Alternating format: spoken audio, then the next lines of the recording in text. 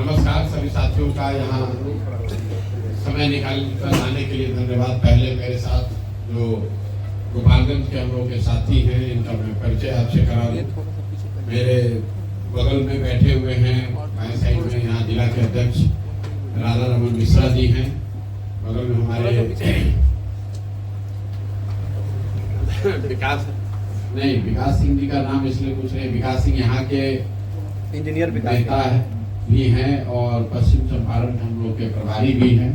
हमारे दाहिने साइड में बैठे हुए हैं अब्बास साहब, जो कि पश्चिम चंपारण के हैं और गोपालगंज के यहाँ के प्रभारी हैं।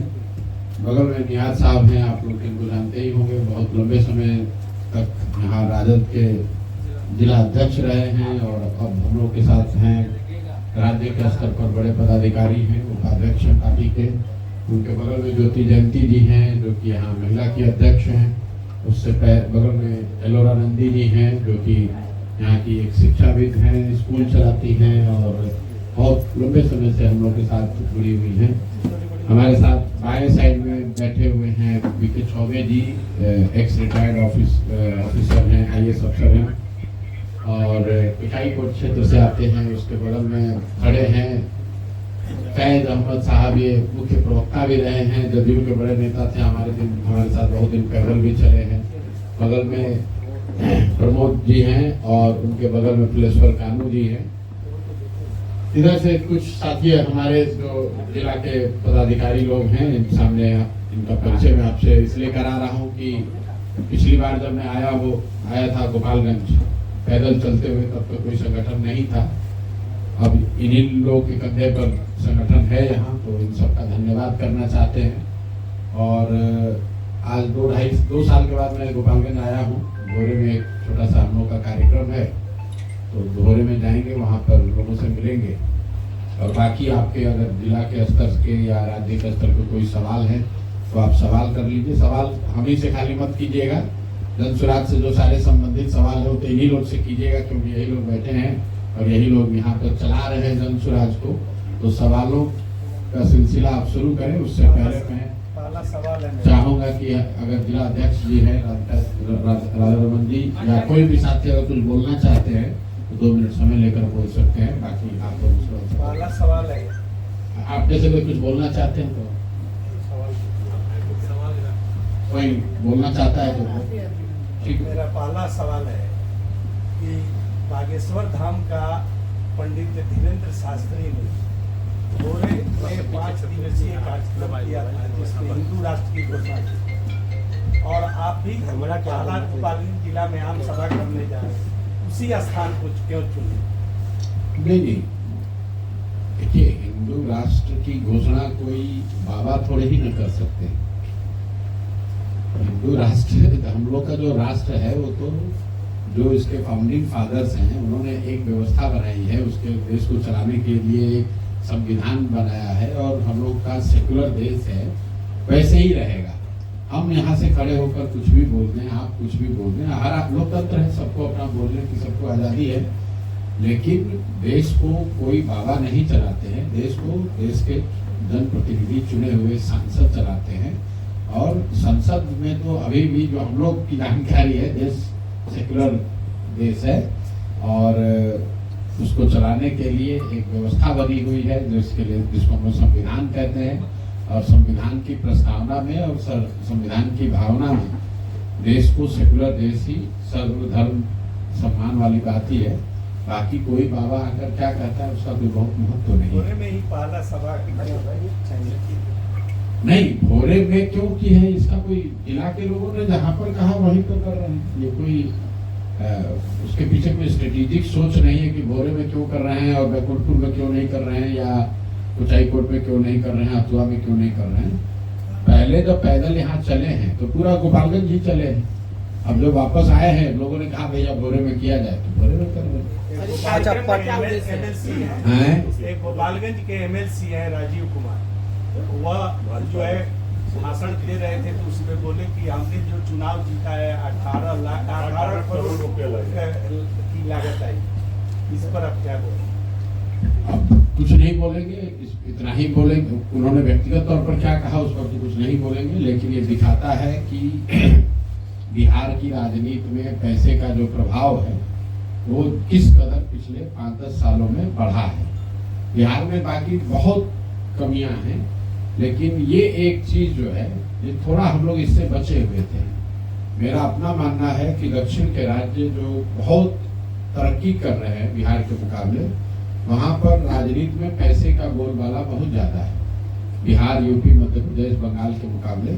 लेकिन पिछले 2 साल से जब मैं बिहार में घूम रहा हूँ तो मुझे ये देखने को मिल रहा है कि अब बिहार में भी धीरे धीरे जाति के साथ साथ धर्म के धार्मिक उन्माद और पैसे का भी प्रभाव शुरू हो गया है।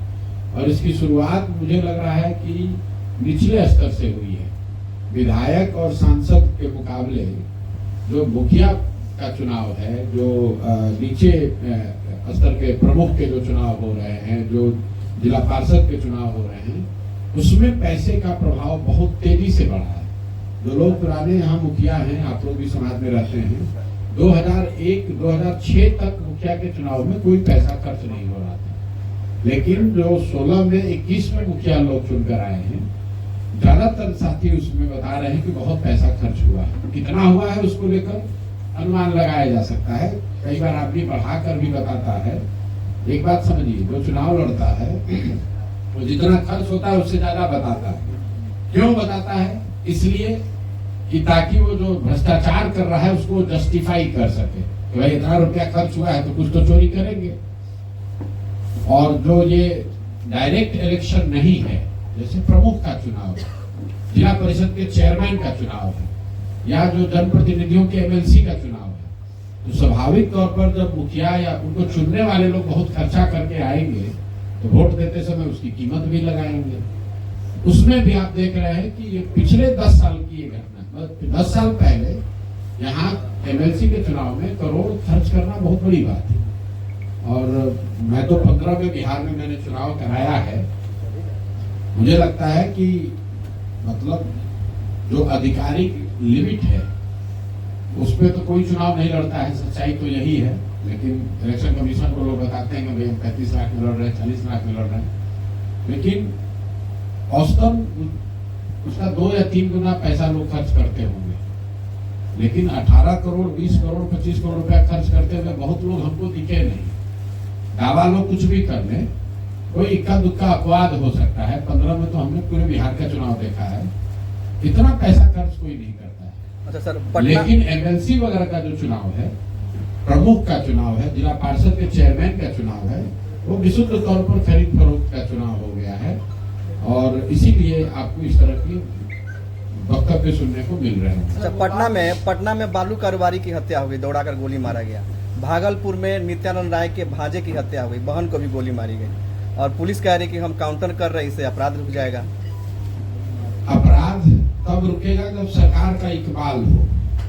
बिहार में सरकार का इकबाल खत्म हो गया है। आपने एक वो दौर हम लोगों ने देखा था जब लालू जी का राजद का अंतिम दौर चल रहा था, तो अपराधियों का इतना मनोबल बढ़ा हुआ था कि हर दिन ये घटनाएं आम हम लोग को सुनने देखने को मिलती थी। उसी तरीके से हम तो पिछले 2 वर्ष से आपको कह रहे हैं कि धीरे धीरे नीतीश कुमार जी के सरकार का इकबाल खत्म हो गया है। कोई डर नहीं रहा, कोई व्यवस्था नहीं है।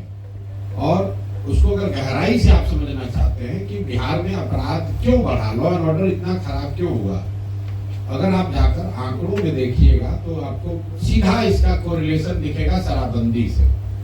मैं बात कहता हूं, लोग समझते नहीं है। शराबबंदी से 2017 से बिहार में लॉ एंड ऑर्डर की स्थिति पुनः बिगड़नी शुरू हुई है। चाहे सरकार नीतीश और भाजपा की हो या राजद के साथ उनका गठबंधन हो। भाई नीतीश कुमार तो वही है, प्रशासनिक तंत्र वही है, व्यवस्था वही है, फिर 17 के बाद क्यों बिगड़ा है? इसकी वजह यह है कि लॉ एंड ऑर्डर को इम्प्लीमेंट करने के लिए जो व्यवस्था बनी हुई है, जो लोग, जो प्रशासन है, उसका एक बहुत बड़ा तंत्र, एक बहुत बड़ा हिस्सा सिर्फ और सिर्फ शराबबंदी को लागू करने, उसको बचाने, छिपाने, कमाने के में लगा हुआ। अगर थाने में 15 व्यक्ति हैं और 10 आदमी सिर्फ शराब के धंधे में लगे हुए हैं या शराब के काम में लगे हुए हैं, तो स्वाभाविक तौर पर जो रूटीन लॉ एंड ऑर्डर है वो अफेक्टेड होगा। इसीलिए आप देख रहे हैं कि 17 के बाद से धीरे धीरे बिहार में स्थिति बिगड़ती चली जा रही है।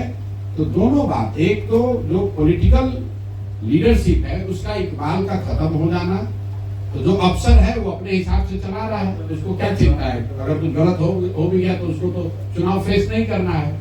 और दूसरा, जो प्रशासन में लगे हुए लोग हैं खासकर लॉ एंड ऑर्डर में, उसका एक बड़ा हिस्सा शराबबंदी की वजह से उसमें व्यस्त है। और ये बात सिर्फ मैं नहीं कह रहा हूँ, इस देश के चीफ जस्टिस ने ये बात कही कि बिना सोचे समझे अगर आप कानून शराबबंदी जैसे बना देंगे, उससे पूरी व्यवस्था जो है प्रोसिक्यूशन की, कोर्ट की, वो पूरा तबाह हो जाती है। वो क्योंकि आपने कोर्ट तो बढ़ाए नहीं, थाने बढ़ाए नहीं, नए पदाधिकारी भेजे नहीं, और उसी आदमी को शराबबंदी भी लागू करना है। और बिहार में तो सिर्फ 2 ही बात जो आप कह रहे हैं, शराबबंदी बालू वाली बात, तो 3 ही उद्योग यहाँ पिछले 3-4 साल में फैला फूला है। एक है शराब माफिया, दूसरा है बालू माफिया, और तीसरा जो अनाज वाले माफिया है जिसकी चर्चा आप लोग कम करते हैं, ये 5 किलो अनाज से जो 4 किलो मिल रहा है, तो ये अनाज को पैसे में कन्वर्ट करना और पैसे को फिर से वापस अनाज में लाना, हम तो कम से कम 2-2.5 साल से यही देख रहे हैं कि हर जिले में, गोपालगंज में भी आपके नाम आप लोग नहीं लीजिएगा, गोपालगंज में भी आपको मालूम है कि कौन शराब माफिया है, आपको मालूम है कौन बालू माफिया है, और आपको ये भी मालूम है कि कौन यहाँ अनाज का माफिया है। हर जिले में बन गया, पूरी व्यवस्था बन गई है। तो जब ये इस तरह के माफिया ही, उनका ही दबदबा होगा, तो लॉ एंड ऑर्डर बिगड़ने का कारण वो भी है। अच्छा, आपने कहा यादव का जिस तरह परिवार पॉलिटिक्स में शामिल हुआ है, उसी तरह नीतीश कुमार जी के बेटे के निशांत का भी राजनीति में आने का। देखिए, ये आप पत्रकार हैं, आप इस तरह का स्पेकुलेशन कर सकते हैं। मेरा अपना एक तरीका है, जो व्यक्ति राजनीति में नहीं है उस पर मैं टीका टिप्पणी नहीं करता। लालू जी के परिवार के भी जो बच्चे राजनीति में नहीं है, उस पर हम आज तक कोई टीका टिप्पणी नहीं करते। वो क्या करते हैं, क्या पहनते हैं, कहाँ रहते हैं, वो उनका व्यक्तिगत मामला है। राजनीति में टीका टिप्पणी उस पर होनी चाहिए जो सार्वजनिक जीवन में है। जहां तक मैं समझता हूँ, नीतीश जी के जो लड़के हैं वो अभी राजनीति में नहीं है। ये पत्रकार लोग जबरदस्ती आप लोग रोज चला रहे हैं। जब राजनीति में आएंगे, अगर आते हैं, तब उस पर टीका टिप्पणी की जाएगी। आपके पास, हमारे पास, जनता के पास अवसर होगा जांचने का, परखने का, कमेंट करने का। अभी से उस पर अनावश्यक टीका टिप्पणी मुझे लगता है कि गैर जरूरी है। और बिहार में बात करने के लिए इतने गंभीर मुद्दा है, उस पर बात न करके किसका लड़का, अरे जब आएगा तब बात किया जाएगा। जहाँ तक मैं समझता हूँ कि ये उचित नहीं है। आपने कहा था कि राघोपुर से चुनाव लड़ेंगे, तो तेजस्वी का ही विधानसभा आपने क्यों चुना? फिर आप पत्रकार लोग भी बिहार में बात को पूरा सुनते नहीं है। लोगों ने ये पूछा कि आप चुनाव लड़ेंगे कि नहीं लड़ेंगे, तो मैंने ये कहा है कि मैं पार्टी से ऊपर नहीं हूँ। पार्टी जो तय करेगी वो हम करेंगे। पार्टी अगर तय करेगी कि राघोपुर से आपको चुनाव लड़ना है, तो राघोपुर से चुनाव लड़ेंगे। मैंने उसमें ये भी कहा कि हम लोग की अभी चुनाव लड़ने की आवेदन की प्रक्रिया चल रही है। हमने तो आवेदन नहीं दिया है, लेकिन मेरी जानकारी में है कि किसी कार्यकर्ता साथी ने, जन स्वराज के किसी साथी ने उत्साह में या अपने जो भी उसकी मंशा रही हो, उसने मेरे नाम से राघोपुर से आवेदन दे दिया है। मैंने ये कहा है, मैंने ये नहीं कहा कि हम तो लड़ेंगे कि नहीं लड़ेंगे। पार्टी का नेतृत्व सब लोग बैठ के तय करेंगे। अगर सब लोग तय करेगा कि नहीं राघोपुर से ही लड़ना है, तो लड़ेंगे, उसमें कोई दिक्कत नहीं है। बिहार में तमाम राजनीतिक पार्टियां आती है और आने के बाद तमाम अपने दावे करती है कि मैं ये करूँगी, वो करूँगा, जो भी बात कोई पार्टियां। लेकिन आप पर लोग क्यों विश्वास करें और आपने क्यों कि आप जो राजनीति करेंगे? मेरे पर जनता बिल्कुल विश्वास न करे। आपने बात ठीक कहा कि जो दल, जो नेता आता है वो यही कहता है कि हमको वोट दीजिए, हम सुधार देंगे। आप पत्रकार हैं, जाकर देख लीजिए 2.5 बरस में अगर मैंने ये कहा हो कहीं पर भी कि प्रशांत किशोर पर भरोसा करने से, प्रशांत किशोर को वोट देने से आपका जीवन सुधरेगा, हम तो हम इसका उल्टा बात बता रहे हैं कि भाई आपका जीवन तब सुधरेगा जब आप इसको सुधारना चाहेंगे, आप सही लोगों को वोट देंगे। प्रशांत किशोर को या धनसुराज को भी अगर आप जिता कर ले आएंगे, अगर धनसुराज को भी जिता कर ले आएंगे और धनसुराज के लोग जनता के प्रति उत्तरदायी न हो, अगर हम लोग में ये डर न हो कि हम काम नहीं करेंगे तो जनता हटा देगी, तो हम लोग भी काम नहीं करेंगे। तो आप बिल्कुल हमारी बातों पर भरोसा न करें। हम लोग जो कर रहे हैं उसको देखिए, जांचिए, परखिए, अच्छा लगे तो जुड़िए, न अच्छा लगे तो जिसके साथ पहले से जो एक्सपायरी दवा खा रहे हैं वही खाते रहिए। निर्णय जनता को करना है कि जो जिसको भाजपा को, राजद को, जदयू को आपने 30-35 साल देख लिया, 30-35 साल में आपको लाभ नहीं हुआ। अब एक नई दवा जिसका नाम है जन सुराज वो आया है, आपकी मर्जी, जो जिसका लाभ हो भी सकता है और जैसा आपके शब्द है कि शायद लाभ न भी हो। तो एक दवा है जो कि जिसका कोई असर नहीं आपको मालूम है, और एक दवा है जिसका लाभ हो भी सकता है, नहीं भी हो सकता है। तो कौन सा दवा आप चूज कीजिएगा, आप बताइए। भाई भाजपा, राजद, जदयू को तो आपने 20 साल हमने देख लिया, उससे तो कोई फायदा हुआ नहीं। तो आप अब जनता के विवेक पर है कि कोई नई दवा, नया विकल्प जन सुराज आया है, उसको ट्राई किया जाए या कि न ट्राई किया जाए। अच्छा, जिस तरह से नीतीश कुमार किसी न किसी पार्टी से गठबंधन करके सरकार चलाते हैं, कारणवश अगर आपकी सीट पूरा नहीं हो पाती है तो क्या आप नीतीश जी से गठबंधन करेंगे कि नहीं? भाई हम लोग का गठबंधन पहले हो गया बिहार की जनता के साथ, और जन सुराज ने कह दिया कि हम लोग लड़ेंगे 243 सीट। तो 243 सीट के आगे तो कोई सीट है नहीं जिस पर गठबंधन हो जाए। फिर आपने कहा कि चुनाव जीतने के बाद क्या होगा, उसके लिए भी हमने कह दिया कि हम लोग का अपना तरीका है, हम लोग अर्श पर मरेंगे या फर्श पर मरेंगे। हमको ये मानने में कोई दिक्कत नहीं है कि संभव है कि जन सुराज को 5 सीट भी ना मिले। सारे प्रयासों के बावजूद अगर बिहार की जनता को लगता है कि नहीं भाई कोई हमको नया विकल्प नहीं चाहिए, हम पुराने वैसे ही घिसी पिटी व्यवस्था में रहना चाहते हैं, तो जो व्यवस्था है उसको वोट दे देगी। हम लोग को उतना सीट ही नहीं मिलेगा कि हम लोग किसी से गठबंधन करें। लेकिन अगर जनता को बात समझ में आ गई कि 30-35 साल से विकल्प के अभाव में जो गलत लोगों को भाजपा के डर से लालू जी को, और लालू जी के डर से भाजपा को जो हम लोग वोट देते रहे हैं, अब ये मौका आ गया, अब विकल्प आ गया, नए लोगों का चेहरा सामने दिख रहा है, एक सुचिता वाली राजनीति की शुरुआत हो रही है, एक नए तरीके की राजनीति की शुरुआत हो रही है जिसमें शिक्षा और पलायन की बात हो रही है।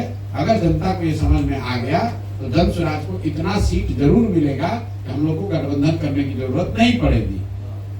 वर्स्ट मान लीजिए कि नहीं हुआ तो भी मान लीजिए, आप ही की बात मान लें कि कुछ सीट आ गया, तो 2025 में भी गठबंधन नहीं, 2029 में भी गठबंधन नहीं। अकेले आए हैं, अकेले ही बिहार को सुधारने का जज्बा लेकर आए हैं, चाहे 5 वर्ष लगे, 10 वर्ष लगे।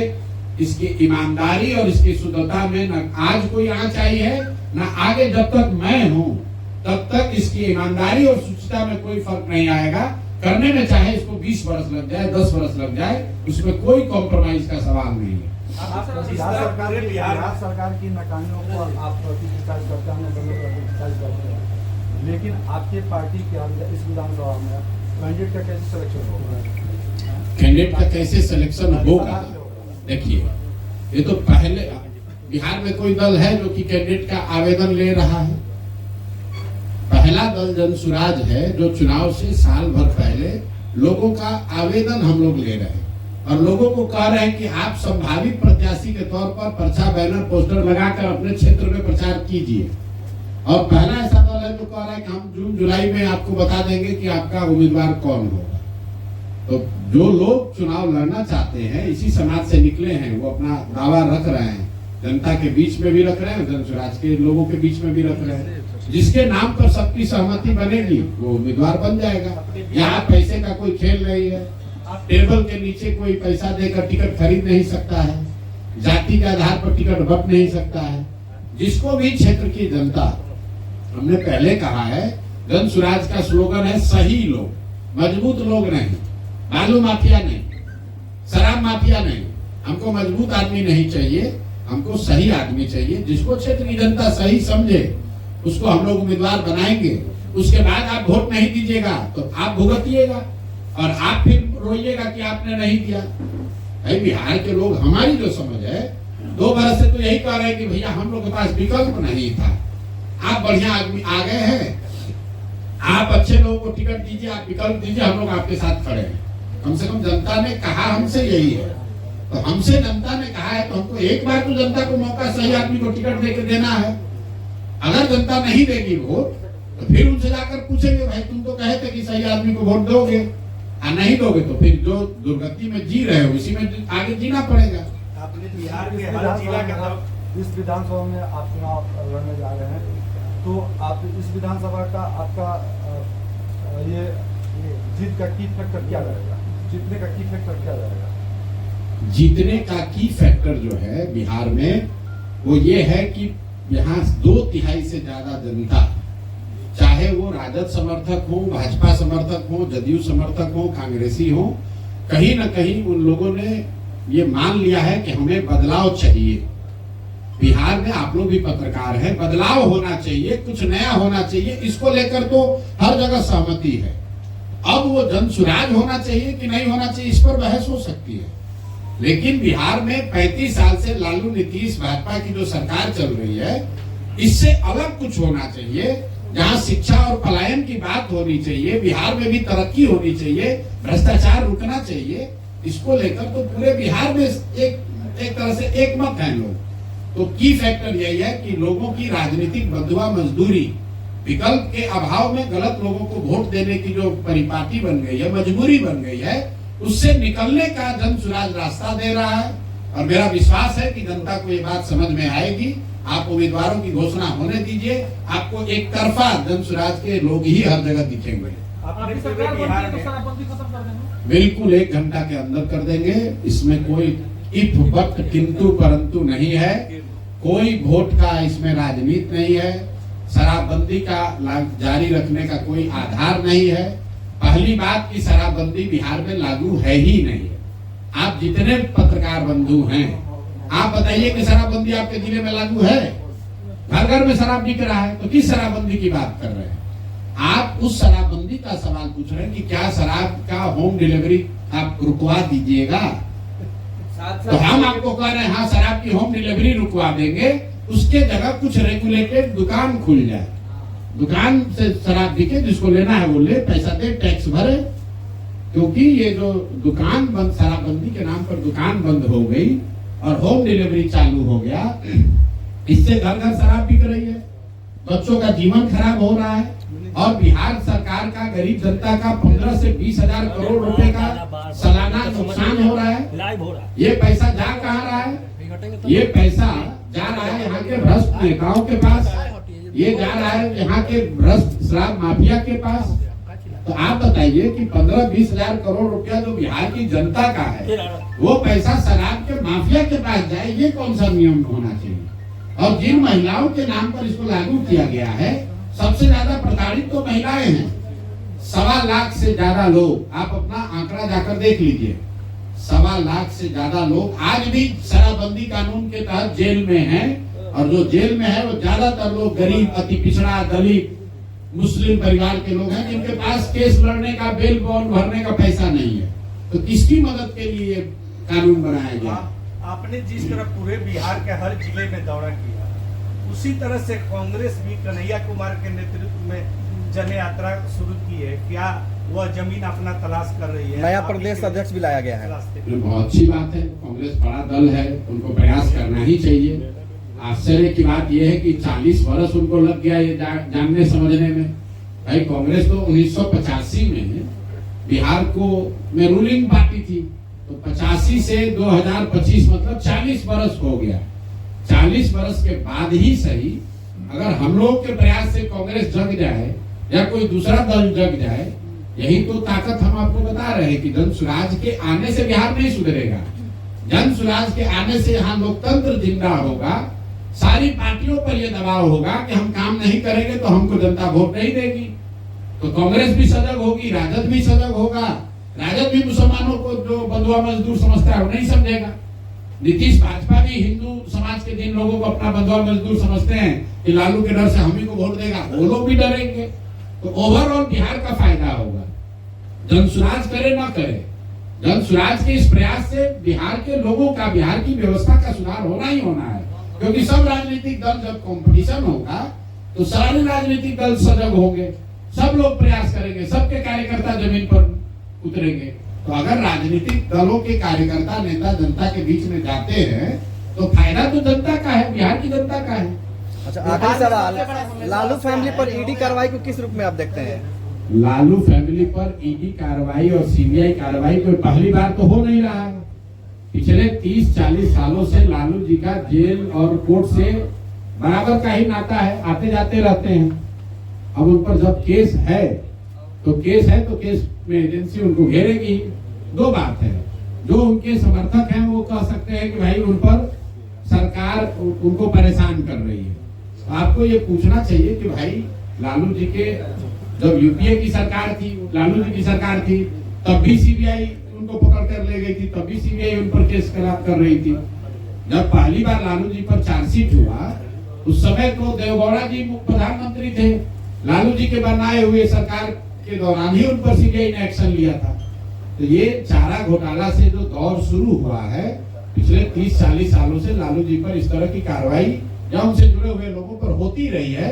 इसमें कितनी सच्चाई है नहीं सच्चाई है हम नहीं जानते हैं, लेकिन जो यहाँ पर कानूनी व्यवस्था है उसके तहत कार्रवाई हो रही है। जहां तक मुझे लगता है कि इस कार्रवाई को अपने गति से होने देना चाहिए, दूध का दूध पानी का पानी हो जाएगा। बिहार का सबसे बड़ा समस्या है पलायन, कैसे सर उसे रोक पाएंगे? जो और अगर 1000 बार पिछले 2.5 वर्षों में गांव-गांव जाकर हमने बताया कि बिहार में पलायन को, अगर लोगों के पलायन को रोकना है तो उसके लिए सबसे पहले पूंजी का पलायन रोकना है। पूंजी के पलायन के रुकने से बुद्धि का पलायन रुकेगा, और बुद्धि का पलायन अगर रुक जाए तो श्रम का पलायन अपने आप रुक जाएगा। हर साल बिहार से जो 2.5 लाख करोड़ रुपया बैंकों के माध्यम से आपका हमारा पैसा बिहार से बाहर जा रहा है, उस पैसे को जनसुराज रोकना चाहता है। अगर बैंकों से ये पैसा बाहर जाना रुक जाए तो हर साल बिहार में 2 से 2.5 लाख करोड़ रुपया अलग से बजट के अलावा 2 से 2.5 लाख रुपए का निवेश होने लगेगा। जैसे ही ये पैसा यहाँ रहने लगे तो लोग बहुत बड़ी संख्या में यहाँ छोटे मोटे रोजी रोजगार शुरू हो जाएंगे, और उसी से हम लोग कह रहे हैं कि साल भर के अंदर पलायन रुकेगा। दूसरा पलायन रोकने के लिए हम लोगों ने ये कहा कि अगर मनरेगा को खेती से जोड़ दिया जाए तो बहुत बड़ी संख्या में जो कृषि आधारित मजदूर बाहर जा रहे हैं वो बिहार में ही कृषि आधारित जो क्षेत्र में मजदूरी कर पाएंगे। तो जनसुराज ने 2 रास्ते बताए हैं, पूंजी का पलायन रोककर बुद्धि और श्रम का पलायन रोका जाए, और दूसरा जो खेती आधारित व्यवस्था है उसमें मनरेगा को खेती से जोड़कर बहुत बड़ी संख्या में जो खेतिहर मजदूर हैं उनके पलायन को रोकने की बात कही गई है। सर आप इस तरह कह रहे हैं कि शराबबंदी 1 घंटा में शुरू कर देंगे, क्योंकि आप गोपालगंज में प्रेस कॉन्फ्रेंस कर रहे हैं। इस स्थिति में गोपालगंज की 3 समस्या सदियों से रहा है, और जो भी पार्टी आधारी कहता है गंडक गुंडा और गंडा, और उसके जो समस्या रहा है सदियों से आते रहा है। तो क्या आप आश्वस्त करेंगे गोपालगंज की जनता को? इसी तरह का भाषण कर दिए। मैं गोपालगंज की जनता को ये कहूंगा कि अगर पूरा बिहार डूब रहा है तो उसमें गोपालगंज नहीं सुधर सकता है। अगर जहाज डूबेगा तो उसमें बैठा हुआ हर आदमी डूबेगा। पूरे बिहार में अगर चीनी मिल बंद हो रहा है तो गोपालगंज में गन्ना किसानों का भला नहीं हो सकता है। अगर पूरे बिहार में बाढ़ और नदियों के कटाव की समस्या है तो यहाँ पर गंडक की समस्या से निजात नहीं दिलाया जा सकता है। अगर पूरे बिहार में गुंडागर्दी और लॉ एंड ऑर्डर खराब है तो गोपालगंज को आप स्विट्जरलैंड नहीं बना सकते हैं। तो जनसुराज की ये सोच नहीं है कि हम आए गोपालगंज में तो कह दिए भैया हम यहाँ गन्ना का ठीक कर देंगे।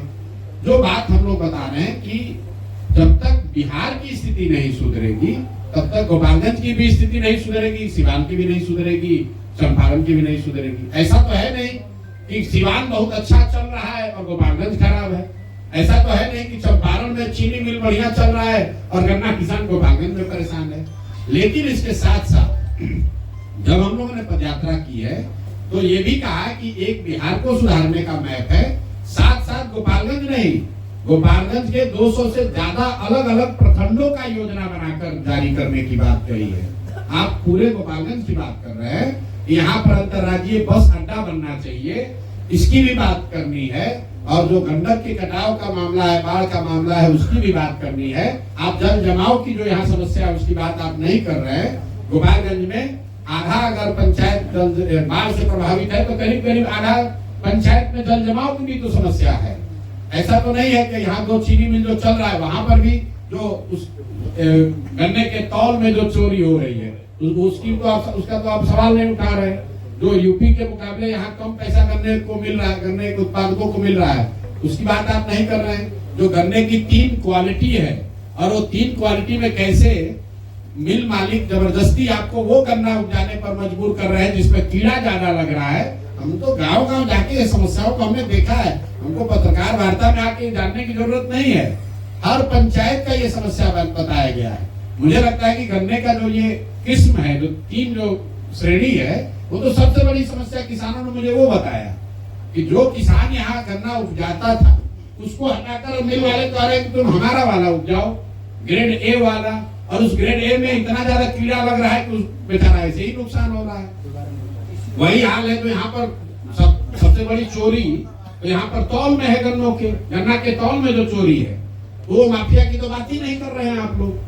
तो जब तक पूरी व्यवस्था नहीं सुधरेगी तो सिर्फ गन्ना गंडक गुन्नई की बात करने से नहीं होगा। ये तो बात 40 साल से चल रही है। मैं आपको ये कहना चाह रहा हूँ कि बिहार की व्यवस्था सुधरेगी तो गोपालगंज भी सुधरेगा। और जहाँ तक जनसुराज की समझ की बात है तो 2 साल हमने यही तो लगाया है कि गांव-गांव जाकर समझे कि गोपालगंज के गांव में, बेतिया के गांव में, सुपौल के गांव में क्या समस्या है, ताकि जब व्यवस्था को सुधारने का अवसर मिले तो निचले स्तर पर जो जानकारी इकट्ठा की गई है उसको देखकर कोई न कोई रास्ता निकाला जाए। आखिरी सवाल है सर कि 29 मार्च को अमित शाह भी आ रहे हैं बिहार में, कई बड़ी पार्टी कब आ रहे हैं? 29 मार्च को। हाँ। तो क्या लग रहा है कि विधानसभा चुनाव वो निर्धारित समय पे हो जाएगी या पहले हो जाएगी? भाई आपने अभी आपको एक कार्यक्रम पता चला कि अमित शाह आ रहे हैं 29 मार्च को। हम आपको बिना उनके कार्यक्रम के जाने हुए बता देते हैं कि अगले 6 महीना में प्रधानमंत्री और अमित शाह को पूरे देश में सबसे ज्यादा प्यार बिहार से ही हो जाएगा। सारी योजनाओं की घोषणा बिहार से ही होगी।